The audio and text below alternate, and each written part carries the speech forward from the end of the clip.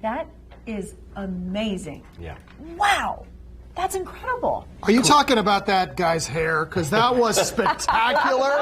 He works at Johns Hopkins and he looks like Tarzan. He does. Can you imagine how he is destroying the Tinder market in Baltimore? That's the question I wanted to hear, Randy. But go ahead. This is your show. I just work here on the weekends.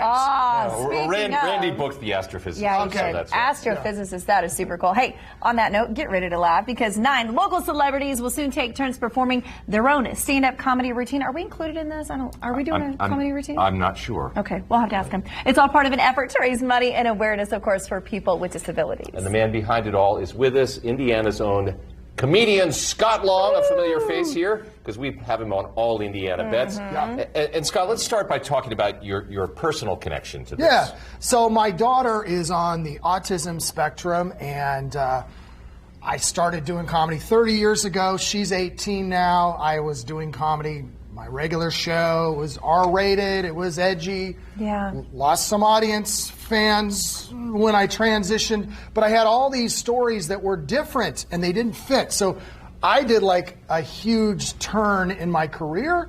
There's my daughter Maddie right there. Aww. That was actually one of the events that we did. You might recognize some of the celebs from Indianapolis. So about 9 years ago, I decided, let's try doing this. I could not find any celebs to do it. They were very nervous except for Bob Kravitz, who had said, I'd like to try that. And from that point on, it went so well, we had no problem. As you can see, we have lots of I see that. people. What are some of the familiar faces for this event coming up? A person that I'm sure, there's a lot of talk about being slapped on stage as comedians, and we're going to have security at the event to protect the celebs. Number one, I'm on a betting show, and my co-host has got to be 2-to-1 odds, most likely to be slapped, Jason Hammer of Hammer and Nigel. Self-described degenerate. He is all the time. And this is a fun night because these are not professional comedians. Just me. The rest of them are people that had the guts to get up there and do their own show. My buddy Matt Pelser is one Matt of them. Pelser, great guy. And he's funny. And he was really excited. Some people are like, do I have to do it? And I'm like, no, you don't have to. Well, it's nerve-wracking. I cannot imagine doing something like that. Like, do you coach them? I mean, because you're on a stage by yourself, expected to be funny.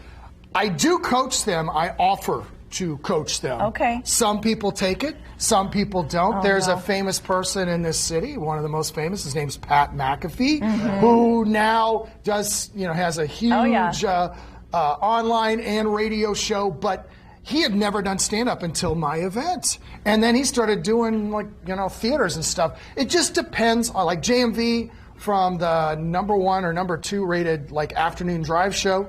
Hammer would say he's #1. I would tell you he has no interest in being coached. Show up, sit and see what you're going to do. That's the great part of this event, though, is that you get to see, we've all been kind of caught up too much, haven't we? Yeah. Where we're like, oh, can I leave the house? Do I need some laughter? And then you get to see people, that you've never seen do comedy before, and they're doing it for a great cause. Yes, which is what I want to know more about, too. Tell us about this organization. Yeah, Damar Services. It's on the west side of Indianapolis. It was, look, I talk about this a little bit in my show, especially when I do fundraisers and things. When we grew up at our school, you did not see kids with disabilities. You didn't. They were put in the back of the room, back of the school. It's like, hey, don't bother them. They don't want to bother you and all this stuff. And the greatest thing for so many kids like my daughter has been a change in thought. Damar was the first one to do this. They were the first one. 50 years ago when they started, it was not pretty for what happened to kids and adults with disabilities. They were put into some pretty scary situations, and that didn't change until the last 25, 30 years. That's the thing I love about our country, though. I'm not going to, but I will tell you, we are in the forefront of how we treat people with disabilities. Damar is a great example of this. I was so happy when they said, hey, let's partner with us. Yeah, so raising money, raising awareness all it's at the August, same time, it's and having April some laughs. 22nd. April 22nd. Friday. No anything going on but this.